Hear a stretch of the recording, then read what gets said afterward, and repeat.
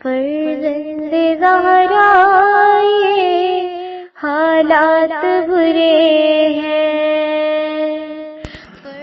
کاشانہ بصیرت ایک ایسا مکمل یوٹیوب چینل جس پر محروم بصارت کے لیے بالخصوص اور تمام افراد کے لیے بالعموم سینکڑوں کی تعداد میں اسلامی کتب دستیاب ہیں۔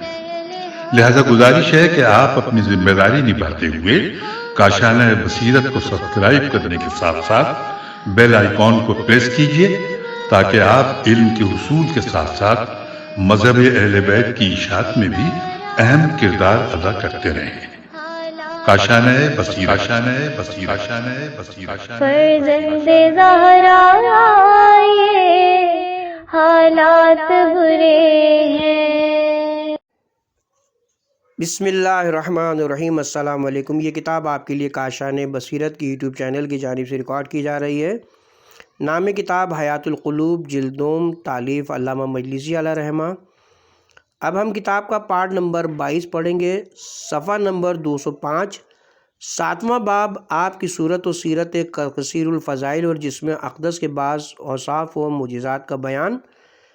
حدیث معتبر میں جناب امام حسن اور امام حسین علیہ السلام سے منقول ہے کہ حضرت کی آنکھوں سے آپ کی عظمت ظاہر ہوتی تھی اور سینہ اقدس سے ہیبت نمایاں تھی اور چہرہ اقدس سے نور درخشاں تھا، جس طرح 14ویں رات کا چاند چمکتا ہے۔ کمر سے اوپر کچھ بلندی تھی جس سے بہت بلند معلوم ہوتے تھے۔ سر مبارک بڑا تھا، سر کے بال نہ بہت گھنگریالے تھے نہ بالکل سیدھے کھڑے کھڑے، اکثر اوقات کان کی لو سے آگے نہیں بڑھتے تھے، جب کبھی زیادہ لمبے ہو جاتے تو بیچ میں سے مانگ نکال لیا کرتے تھے اور سر کے دونوں طرف بالوں کو ڈال دیا کرتے تھے۔ آپ کا چہرہ اقدس سفید اور نورانی تھا، پیشانی کشادہ، ابرو باریک کمان کی طرح کھینچے ہوئے اور باہم ملے ہوئے نہ تھے۔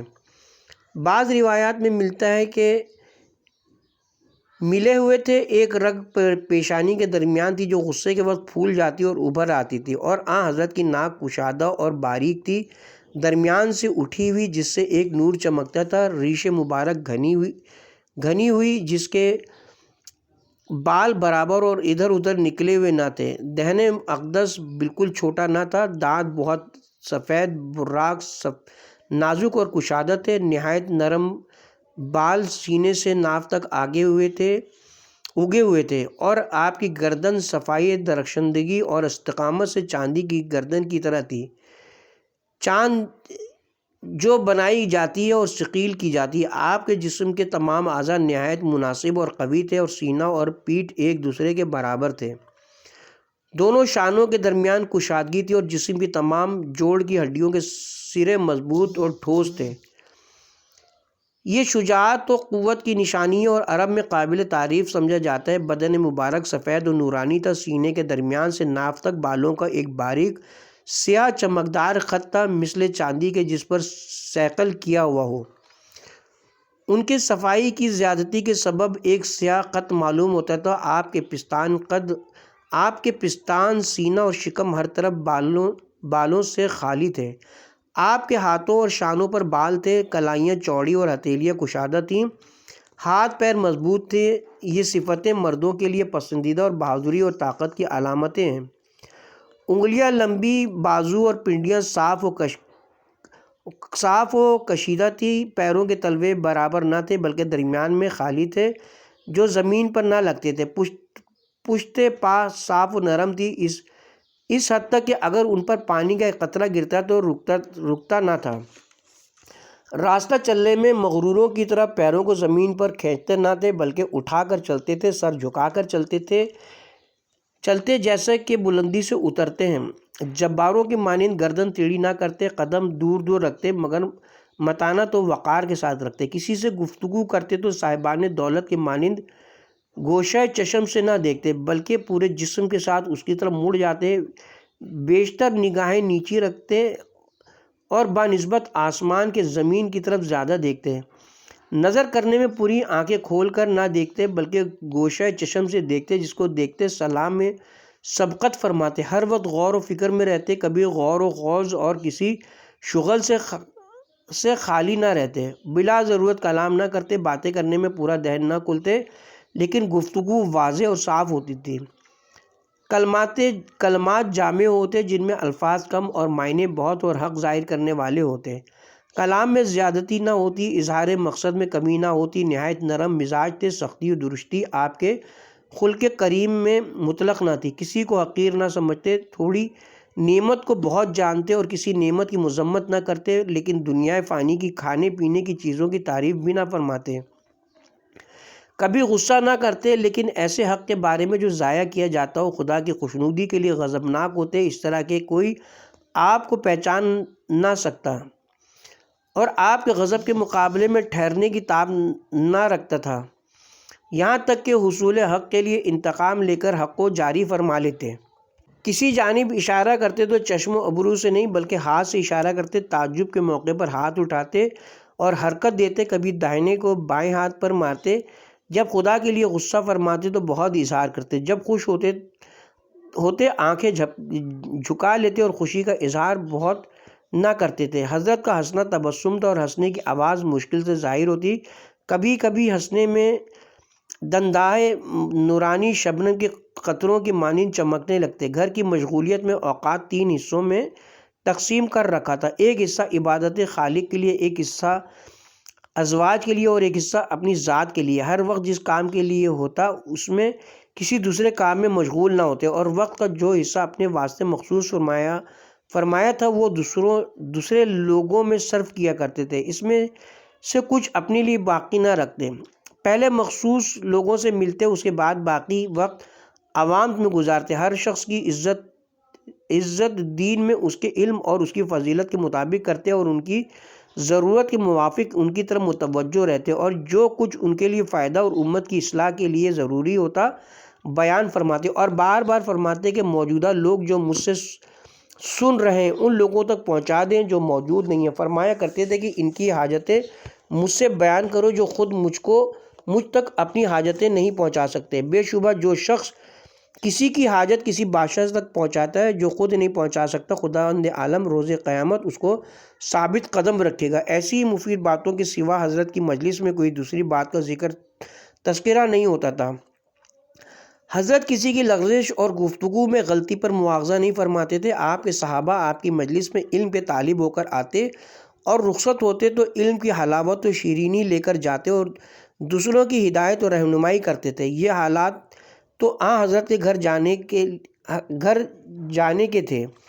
جب حضرت گھر سے باہر نکلتے تو بے فائدہ گفتگو نہیں کرتے، لوگوں کی دلجوئی فرماتے، ان سے نفرت نہیں کرتے تھے، ہر قوم کے بزرگ کی عزت کرتے اور اس کی قوم پر والی بنا دیتے، لوگوں کے شر سے پرہیز کیا کرتے لیکن ان سے علیحدگی اختیار نہ فرماتے اور ان کے ساتھ خوش خوئی اور خوش مزاجی میں کمی نہ کرتے، اپنے اصحاب سے ملتے رہتے اور ان کے حالات معلوم کرتے رہتے، ان کی جو اچھی باتیں لوگوں میں مشہور ہوتی ہیں ان کی تعریف کرتے اور زیادہ ترغیب دیتے اور ان کی برائیوں کو ان کی نگاہوں میں برا ثابت کر کے ان کو ترک کرانے کی کوشش فرماتے۔ آپ کے تمام کام اعتدال کے ساتھ ہوتے، افراط و تفریط سے کام نہ لیتے، لوگوں کے حالات سے غافل نہ ہوتے تاکہ وہ خود بھی غافل نہ ہو اور باطل کی طرف رجوع نہ ہو جائیں، اور حق کے اظہار میں کوتاہی نہ کرتے اور اس سے دستبردار نہیں ہوتے تھے۔ نیک لوگوں کو اپنے پاس جگہ دیتے تھے۔ آپ کے نزدیک زیادہ صاحب فضل و شرف وہ تھا جس کی خیر خواہی مسلمانوں کے حق میں زیادہ ہوتی اور سب سے زیادہ بزرگ وہ تھا جو لوگوں کے ساتھ زیادہ نیکی و احسان کیا کرتا۔ حضرت کی مجلس کے آداب یہ تھے کہ مجلس میں نہیں بیٹھتے اور وہاں سے نہیں اٹھتے مگر ذکر خدا کے ساتھ، اور مجلس میں اپنے واسطے کوئی مخصوص جگہ قرار نہ دیتے اور لوگوں کو بھی اس سے منع فرماتے۔ جب کسی جلسے میں تشریف لے جاتے سب کے پیچھے جو جگہ خالی ہوتی وہیں بیٹھ جاتے تھے اور لوگوں کو بھی اسی کی ترغیب دیتے۔ اپنے اہل مجلس میں سے ہر ایک کے ساتھ اس طرح احترام و عزت کے ساتھ التفات فرماتے کہ ہر شخص یہ سمجھتا تھا کہ دنیا میں مجھ سے زیادہ حضرت کے نزدیک بلند مرتبہ کوئی نہیں۔ جس کے ساتھ بیٹھتے جب تک وہ خود نہ اٹھتا حضرت بھی نہ اٹھتے تھے۔ اگر کوئی شخص کوئی حاجت پیش کرتا تو حد الامکان روا کرتے تھے ورنہ اس سے شیریں کلامی اور وعدے کے ساتھ راضی کر لیتے۔ آپ کا خلق عمیم تمام دنیا پر چھایا ہوا تھا، تمام لوگ آپ کے نزدیک حق میں برابر تھے۔ آپ کی مجلس اقدس بردباری، حیا، سچائی اور امانت سے مملو ہوتی۔ اس میں شور و غل نہیں ہوتا تھا، کسی کی برائیاں نہیں بیان کی جاتی تھیں۔ اگر کسی سے کوئی غلطی یا سزا یا خطا سرزد ہوتی تو اس کا ذکر نہیں کیا جاتا تھا۔ آپ کے سب آپس میں ایک دوسرے کے ساتھ عدل و انصاف اور نیکی و احسان کا برتاؤ کرتے، ہر ایک دوسرے کو تقوی اور پرہیزگاری کی وصیت کرتا اور آپس میں تواضع اور عاجزی کا برتاؤ کرتا۔ بوڑھوں کی عزت کرتے، چھوٹوں پر رحم کرتے اور صاحب حاجت کو اپنی ذات پر ترجیح دیتے، غریبوں کی رعایت کرتے۔ حضرت کی عادت اہل مجلس کے ساتھ یہ تھی کہ ہمیشہ کشادہ رو اور نرم خو رہتے، کسی کو آپ کی ہمنشینی سے زحمت و تکلیف نہ ہوتی۔ آپ تند مزاج اور سخت کلام نہ تھے، کبھی فحش بات زبان سے نہ نکالتے اور لوگوں کے عیوب نہ بیان کرتے، نہ بہت تعریف کرتے۔ اگر کوئی بات خلاف مزاج ہو جاتی تو نظر انداز فرماتے۔ کوئی شخص آپ سے نا امید نہیں ہوتا تھا، کسی کی امید آپ سے منقطع نہیں ہوتی تھی، کسی سے لڑتے نہ تھے، بہت باتیں نہ کرتے، جس چیز سے کوئی فائدہ نہ ہوتا اس کی طرف التفات نہ کرتے، کسی کی مذمت نہ کرتے، کسی کی سرزنش نہ فرماتے، لوگوں کے عیوب اور غلطیوں کی جستجو نہ کرتے، کسی امر میں کلام نہ کرتے سوائے اس کے جس میں ثواب کی امید ہوتی۔ جب حضرت گفتگو کرتے تو اہل مجلس سر جھکا کر اس طرح خاموش و ساکت ہو جاتے گویا کہ ان کے سروں پر طیور بیٹھے ہیں۔ حضرت کے سامنے لوگ شور و غل اور آپس میں تکرار نہ کر سکتے۔ اگر ایک شخص بات کرتا ہے تو دوسرے لوگ خاموش ہو کر غور سے سنتی، اس کی باتوں کے خلاف کلام نہ کرتے۔ حضرت لوگوں کے ساتھ ان کے ہنسنے اور تعجب میں ان کی موافقت فرماتے، غریبوں اور دیہاتیوں کے خلاف ادب برتاؤ پر صبر کرتے، یہاں تک کہ صحابہ ان کو اپنے ساتھ حضرت کی مجلس میں لاتے اور وہ سوال کرتے اور مستفید ہوتے۔ حضرت خود فرمایا کرتے تھے کہ اگر کسی حاجت مند کو دیکھو تو میرے پاس لاؤ۔ حضرت کو خوشامدانہ مدح و ثنا پسند نہ تھی، سوائے اس کے کہ جس پر حضرت نے کچھ احسان فرمایا ہوتا۔ آپ کسی کی بات قطع نہ کرتے سوائے اس کے کہ وہ گفتگو باطل ہوتی تو حضرت منع فرماتی یا خود وہاں سے اٹھ کر چلے جاتے۔ حضرت جب سکوت فرماتے تو 4 وجہوں کے سبب: نمبر 1، حلم جو جاہلوں کے مقابلے میں ہوتا جبکہ وہ نامناسب اور بیہودہ باتیں کرتے یا اس کے ضرر سے محفوظ رہنے کے لیے سکوت فرماتے، یا ہر شخص کی قدر و منزلت کے لحاظ سے ہوتا، یا غور و فکر کے سبب سے ہوتا۔ ہر شخص کی قدر و منزلت کا لحاظ یہ کہ تمام اہل مجلس پر یکساں التفات فرماتے اور ہر ایک کی باتیں توجہ سے سنتے، اور غور و فکر دنیا فانی اور دارالبقا کے بارے میں ہوا کرتا۔ حضرت کی ذات حلم و صبر کا مجموعہ تھی، کوئی بات آپ کو غضبناک نہیں کرتی تھی اور کوئی چیز آپ کو بے چین نہیں کرتی تھی۔ 4 باتیں آپ کی احتیاط و پرہیز کی تھیں: نیکیوں کا کرنا تاکہ لوگ آپ کی پیروی کریں، برائیوں کا ترک تاکہ لوگ ترک کر دیں، جس امر میں امت کا فائدہ ہو اس میں زیادہ کوشش، ایسے امر کا عمل میں لانا جس میں امت کے لیے دنیا و آخرت کی بہتری ہو۔ حدیث معتبر میں امام محمد باقر علیہ السلام سے منقول ہے کہ جناب رسول خدا کے چہرہ انور کا رنگ سفید سرخی مائل تھا، آنکھیں سیاہ اور کشادہ ابرو باریک اور ملے ہوئے، انگلیاں متفرق اور مضبوط سرخی مائل جن سے نور ساطع تھا۔ حضرت کے کاندھوں کی ہڈیاں قوی، ناک کشیدہ اس حد تک کہ جب پانی نوش فرماتے تو پانی کے قریب پہنچ جاتی۔ کوئی حسن و سیرت میں حضرت کے برابر نہ تھا اور نہ ہو سکتا ہے۔ دوسری حدیث میں فرمایا کہ حضرت کے نچلے ہونٹ پر ایک خال تھا، اور حضرت امام جعفر صادق علیہ السلام سے منقول ہے کہ جب حضرت کو غصہ آتا تو آپ کی پیشانی انور سے مثل موتیوں کے پسینہ ٹپکنے لگتا۔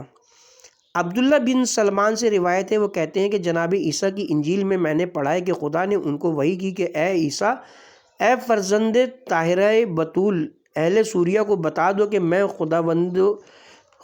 خداوند دائم ہوں جس کو زوال نہیں، پیغمبر امی کی تصدیق کرو جو صاحب شتر و مدرا و امامہ و عصا ہے، جس کی آنکھیں کشادہ، پیشانی چوڑی، ابرو نمایاں، کشیدہ ناک، کشادہ دندان ہوں گے، اس کی گردن سراہی نقرہ کے مانند ہوگی جس کے نیچے سے نور ساطع ہوگا، گویا اس پر سونا چڑھا ہوا ہے، باریک بال سینے سے ناف تک اگے ہوں گے، تمام سینہ اور پیٹ بالوں سے خالی ہوگا، وہ گندمی رنگ ہوگا۔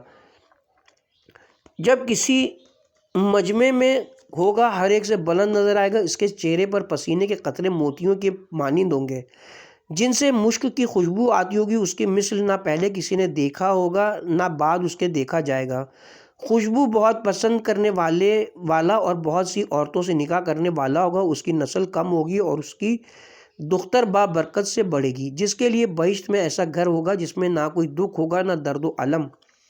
وہ اس لڑکی کی آخری زمانے میں کفالت کرے گا جس طرح زکریا نے تمہاری ماں کی کفالت کی ہے۔ اس دختر سے 2 فرزند پیدا ہوں گے جو شہید ہوں گے۔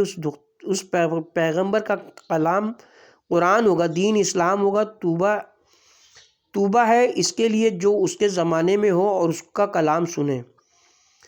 عیسیٰ نے کہا خداوندہ توبہ کیا ہے؟ فرمایا ایک درخت ہے بہشت میں جس کو میں نے اپنے دست قدرت سے بویا ہے، جس کا سایہ تمام بہشتوں میں ہے، اس کی جڑ رضوان ہے، اس کا پانی چشمہ تسلیم کا ہے، جس کا پانی سردی میں کافور ہے، لذت میں زنجبیل ہے، جو اس کا پانی ایک گھونٹ بھی پی لے گا کبھی پیاسا نہ ہوگا۔ جناب عیسیٰ نے عرض کی اے پالنے والے، اس میں سے تھوڑا پانی مجھے بھی عطا فرما۔ خدا نے فرمایا اے عیسیٰ، اس کا پانی تمام اہل عالم پر حرام ہے جب تک وہ پیغمبر اور اس کی امت نہ پی لے۔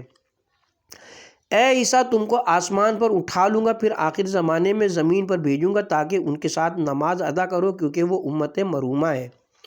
حدیث معتبر میں حضرت امیر المومنین علیہ السلام سے منقول ہے کہ آپ نے فرمایا کہ میں نے کسی کو پیغمبر خدا کے مانند نہیں دیکھا جس کے دونوں شانوں کے درمیان اتنی کشادگی ہو۔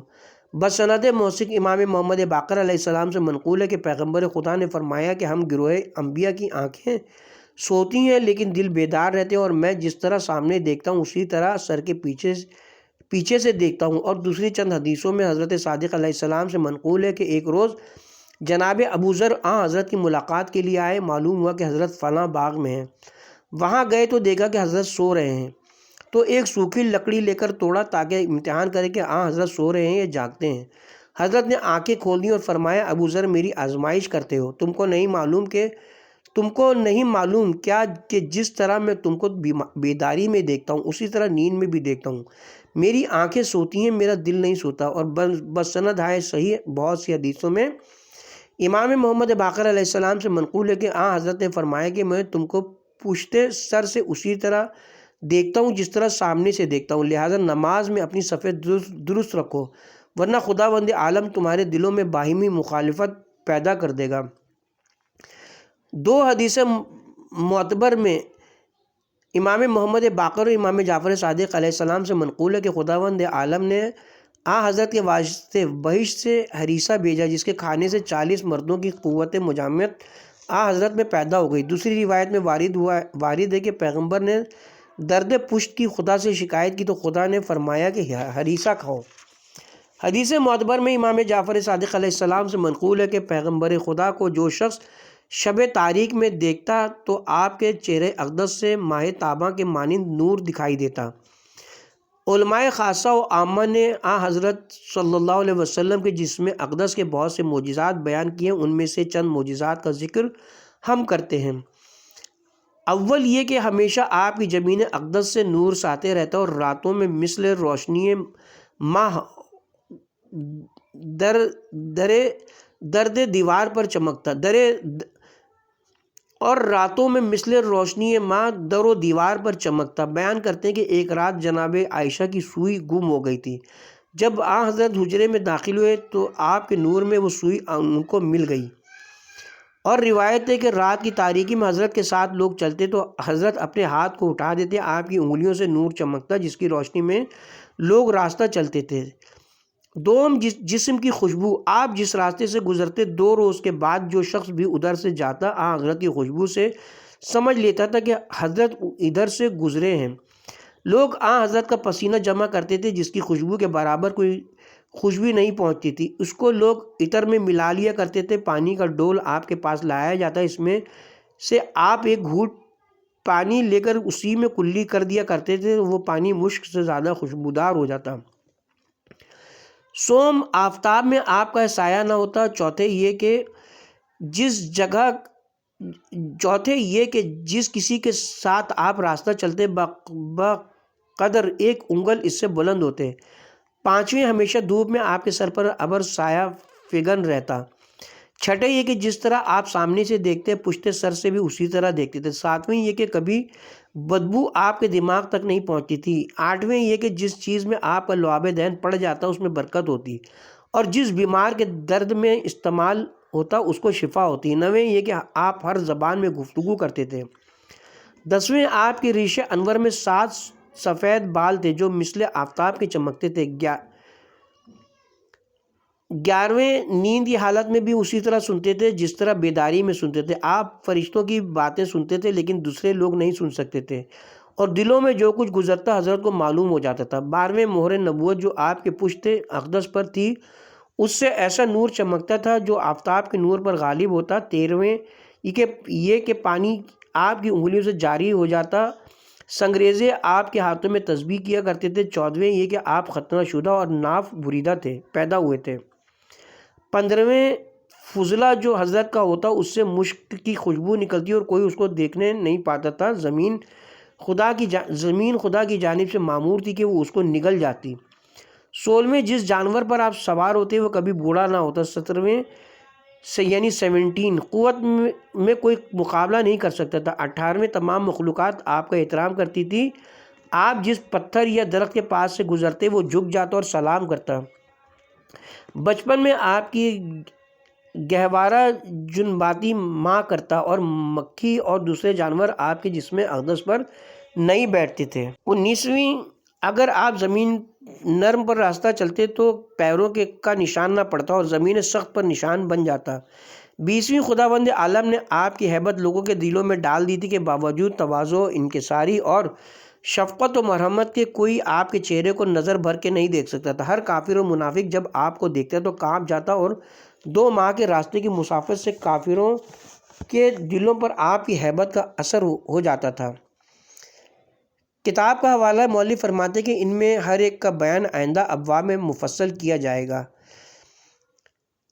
حدیث معتبر میں امام رضا علیہ السلام سے منقول ہے کہ امام زین العابدین علیہ السلام جس وقت قرات فرماتے تو آپ کی خوش الحانی کے سبب راہ چلنے والے مدہوش ہو جاتے۔ اگر حضرت اپنی خوش الحانی لوگوں پر ظاہر کرتے تو کوئی سننے کی تاب نہ لا سکتا۔ راوی نے عرض کی مولا حضرت سرور کائنات کس طرح لوگوں کے ساتھ نماز پڑھتے اور تلاوت قرآن فرماتے تھے اور لوگ سنتے تھے۔ فرمایا حضرت بس اسی قدر خوش الحانی فرماتے تھے جس قدر لوگوں میں سننے کی تاب تھی۔ بسند معتبر امام جعفر صادق علیہ السلام سے منقول ہے کہ جب حضرت یوسف علیہ السلام بادشاہ ہوئے جناب زلیخا آپ کی دیوڑی پر آئیں اور اندر داخل ہونے کی اجازت طلب کی۔ جب وہ اندر پہنچی جناب یوسف نے ان سے پوچھا کیوں وہ تمام حرکتیں تم نے کی تھیں؟ انہوں نے کہا آپ کے حسن نے مجھے بےتاب کر دیا تھا۔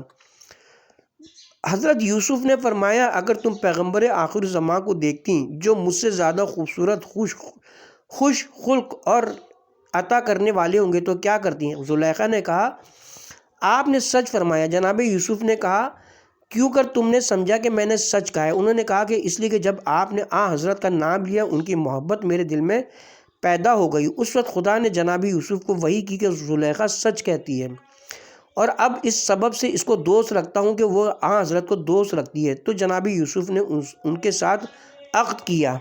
دوسری روایت میں منقول ہے کہ لوگوں نے حضرت رسالت پناہ سے پوچھا کہ آپ کی ریش مبارک کے بال کیوں جلد سفید ہو گئے؟ حضرت نے فرمایا کہ مجھ کو سورہ ہود، سورہ واقعہ، سورہ مرسلات اور یتساءلون نے بوڑھا کر دیا جن میں قیامت اور گزشتہ امتوں کے عذاب کا تذکرہ ہے۔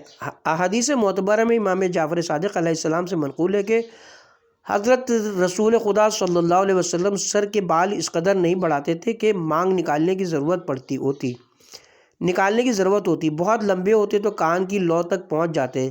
حضرت ان کو نہیں کٹواتے تھے مگر حج و عمرے کے موقع پر، اور جب حدیبیہ کے عمرے سے حضرت روک دیے گئے تو سر کے بال سال بھر تک نہیں ترشوائے، اور سبب یہ تھا کہ اس زمانے میں سر منڈوانا بہت بدنما سمجھا جاتا تھا، اور نبی اور امام کوئی ایسا کام نہیں کرتے تھے جو نگاہوں میں قبیح معلوم ہو۔ جب اسلام پھیل گیا سر منڈانے کی قباحت دور ہو گئی، پھر ہمارے ائمہ اطہار علیہ السلام سر منڈایا کرتے تھے۔ اس کے ساتھ ہی یہاں پہ کتاب کا 7واں باب آپ کی صورت و سیرت اور جسم اقدس کے اوصاف و معجزات اپنے اختتام کو پہنچے۔ صفحہ نمبر 212 آغاز ہوتا ہے 8واں باب حضرت صلی اللہ علیہ وسلم کے اخلاق حمیدہ اور اطوار پسندیدہ اور آپ کی سیرت و عادت کا تذکرہ۔ حدیث حسن میں امام جعفر صادق علیہ السلام سے منقول ہے کہ حضرت کا لباس پرانا ہو گیا تھا۔ ایک شخص نے حاضر خدمت ہو کر 12 درہم ہدیہ کیے جو اس زمانے کے سکے کے 500 کے برابر ہوتے تھے۔ حضرت نے جناب امیر سے فرمایا کہ ان درہموں کو لو اور میرے لیے ایک پیراہن خرید لاؤ۔ جناب امیر فرماتے ہیں کہ میں بازار گیا اور 12 درہم کا ایک پیراہن خرید لایا۔ حضرت نے دیکھا اور فرمایا کہ اس سے کم قیمت کا لباس مجھے اچھا معلوم ہوتا ہے، یا علی کیا تم سمجھتے ہو کہ دکاندار اس کو واپس لے لے گا؟ میں نے عرض کی کہ میں نہیں جانتا۔ فرمایا دیکھو ممکن ہے راضی ہو جائے۔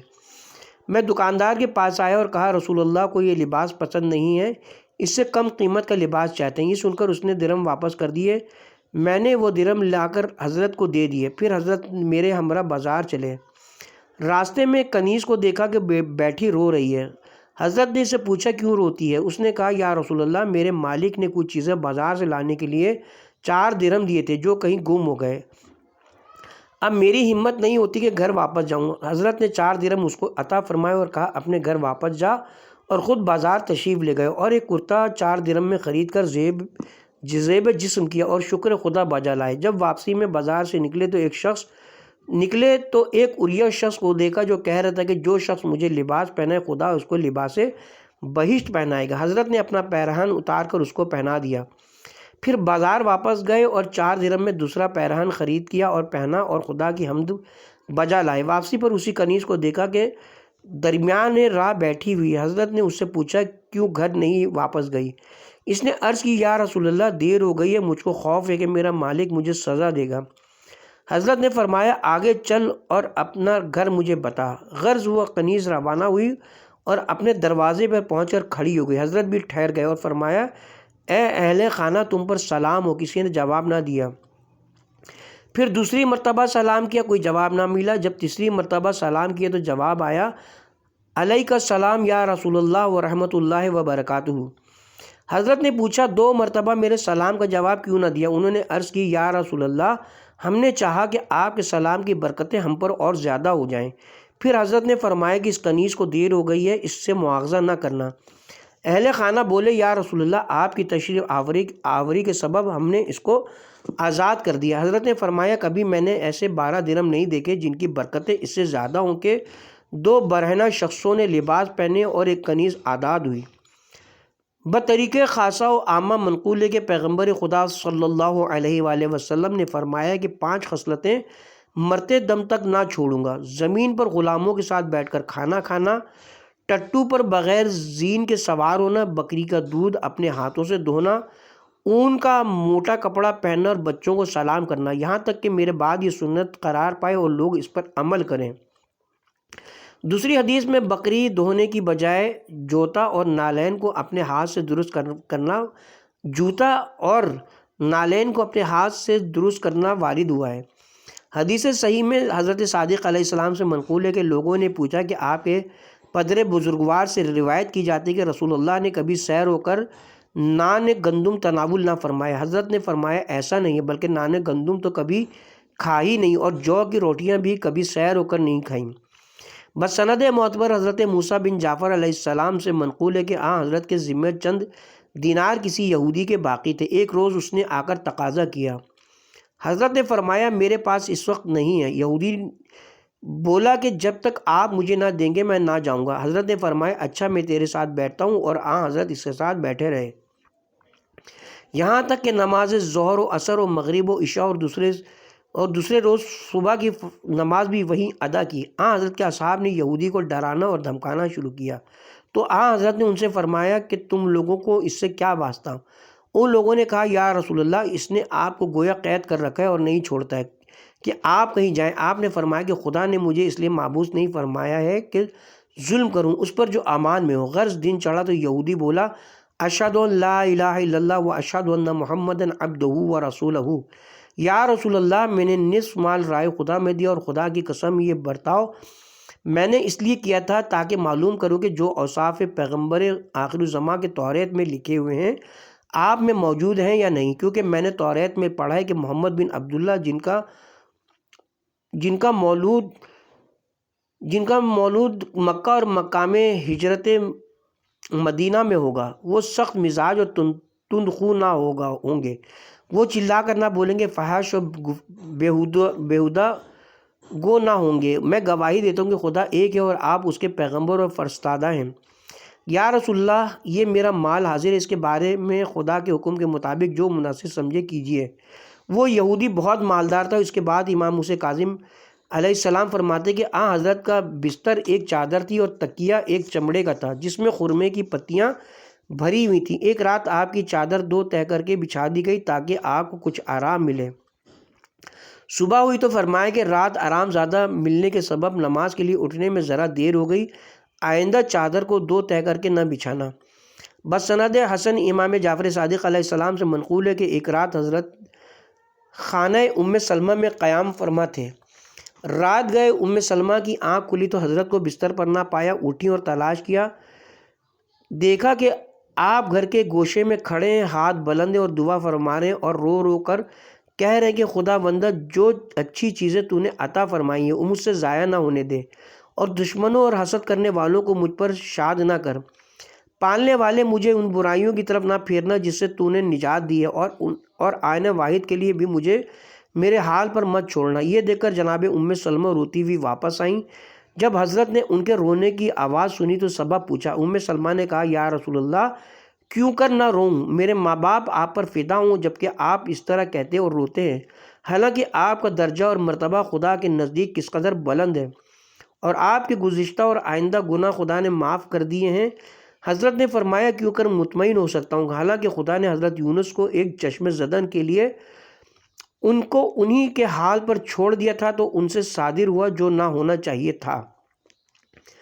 بسند معتبر حضرت صادق علیہ السلام سے منقول ہے کہ ایک سائل جناب سرور عالم کے پاس آیا اور کچھ مانگا۔ حضرت نے فرمایا، کوئی ہے جو مجھے قرض دے؟ یہ سن کر انصار میں سے ایک شخص کھڑا ہو گیا۔ حضرت نے فرمایا، 4-10 خرمہ اس کو دے دو۔ اس نے دے دیا۔ چند روز گزرنے کے بعد وہ انصاری حاضر خدمت ہوا اور اپنا قرض دیا ہوا خرمہ طلب کیا۔ حضرت نے فرمایا، انشاءاللہ آنے دو تو دے دوں گا۔ تھوڑی دنوں کے بعد پھر اس نے تقاضا کیا، آپ نے وہی جواب دیا۔ تیسری مرتبہ پھر ایسا ہی ہوا تو اس نے کہا، یا رسول اللہ، جب آپ سے مانگتا ہوں تو آپ کہہ دیتے ہیں کہ خرمے آ جائیں تو دے دوں گا۔ حضرت نے اس کا نام ملائم جواب سن کر تبسم فرمایا اور کہا کوئی ہے جو مجھے قرض دے؟ تو پھر ایک شخص نے کھڑے ہو کر کہا، میں دیتا ہوں۔ پوچھا، کتنے خرمے تیرے پاس ہیں؟ عرض کی، آپ کو جس قدر ضرورت ہو حاضر کروں۔ فرمایا، 8-10 خرمہ اس شخص کو دے دو۔ انصاری نے کہا، میں نے تو آپ کو 4 وسق دیے تھے۔ فرمایا، 4 وسق اپنی طرف سے میں نے عطا کیے۔ دوسری معتبر حدیث میں فرمایا کہ جب حضرت سرور کائنات نے دنیا سے رحلت فرمائی، سوائے سواری کے، ایک اونٹ کے درہم و دینار، غلام و کنیز، گوسفند اور اونٹ کچھ نہیں چھوڑا تھا، اور آپ کی ذرا مدینے کے ایک یہودی کے پاس 20 سال جو کے عوض رہن تھی جو آپ نے اپنے عیال کے نفقے کے واسطے قرض لیے تھے۔ پھر حضرت صادق علیہ السلام نے فرمایا کہ حضرت کے زمانے میں فقراء مسجد میں سویا کرتے تھے۔ ایک روز حضرت نے ان کے ساتھ منبر کے قریب ایک پتھر کی دیگ میں افطار فرمایا، اور آپ کے ساتھ 30 اشخاص نے کھایا اور سیر ہو گئے، اور سب اپنے اپنے اہل و عیال کے لیے بھی لے گئے، ان سب نے بھی سیر ہو کر کھایا۔ حدیث موثق میں حضرت صادق علیہ السلام سے منقول ہے کہ حضرت عالم ضعیفی میں جب کچھ گراں جسم ہو گئے تھے، مشقت کی زیادتی کے لیے ایک پیر پر کھڑے ہو کر نافلہ نمازیں پڑھتے تھے، یہاں تک کہ خدا نے فرمایا، سورہ طٰہٰ آیت نمبر 1-2 پارہ نمبر 16، اے طیب و طاہر خلق کے ہدایت کرنے والے، ہم نے قرآن تم پر اس واسطے نازل نہیں کیا کہ تم اپنے تئیں مشقت میں ڈالو۔ اس کے بعد دونوں پیروں پر کھڑے ہو کر نماز پڑھنے لگے۔ بسند معتبر امام رضا علیہ السلام سے منقول ہے کہ ایک مرتبہ ایک فرشتہ حضرت کے پاس آیا اور عرض کی کہ پروردگار عالم آپ کو سلام کہتا ہے اور فرماتا ہے کہ اگر آپ چاہیں تو آپ کے لیے تمام صحرائے مکہ کو سونے کا بنا دوں۔ یہ سن کر حضرت نے سر آسمان کی جانب اٹھایا اور عرض کی پالنے والے میں تو یہ چاہتا ہوں کہ ایک روز سیر ہوں تاکہ تیرا شکر و حمد بجا لاؤں، اور ایک روز بھوکا رہوں تاکہ تجھ سے طلب کروں۔ پھر امام نے فرمایا کہ حضرت نے کبھی اپنی وفات کے وقت تک 3 روز مسلسل سیر ہو کر نان گندم نہیں تناول فرمایا، اور انگوٹھی دائنے ہاتھ میں پہنتے تھے اور سیاہ و سفید گوسفند سینگ دار قربانی کیا کرتے تھے۔ اور دوسری حدیث میں منقول ہے کہ انہی حضرت سے لوگوں نے پوچھا کہ کیا حضرت لوگوں سے تقیہ کرتے تھے؟ فرمایا اس آیت نمبر 67 پارہ نمبر 6 سورہ مائدہ نازل ہونے کے بعد کہ خدا ضامن ہے کہ لوگوں کے شر سے تمہاری حفاظت کرے گا، پھر کبھی تقیہ نہیں کیا، اس سے پہلے کبھی کبھی تقیہ کیا کرتے تھے۔ اس کے ساتھ ہی اب ہم یہاں پہ کتاب کے پارٹ نمبر 22 کا اختتام کرتے ہیں۔ 8واں باب حضرت کے اخلاق حمیدہ و اطوار پسندیدہ ابھی جاری ہیں، اور پارٹ نمبر 23 کا آغاز ہم اسی باب سے کریں گے انشاءاللہ۔